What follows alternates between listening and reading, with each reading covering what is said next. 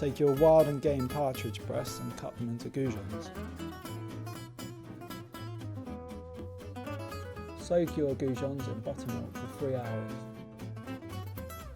Finally, chop your parsley.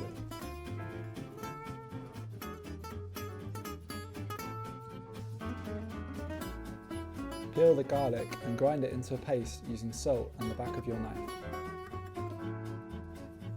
Mix all of the aioli ingredients together and store them in the fridge.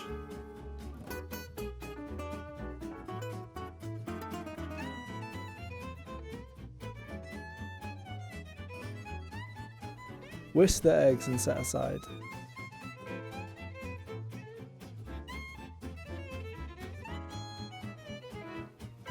Grind the panko breadcrumbs down in a pestle and mortar.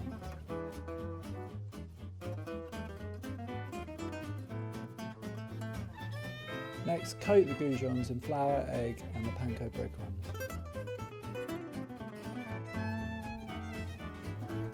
Carefully cook your goujons in hot oil.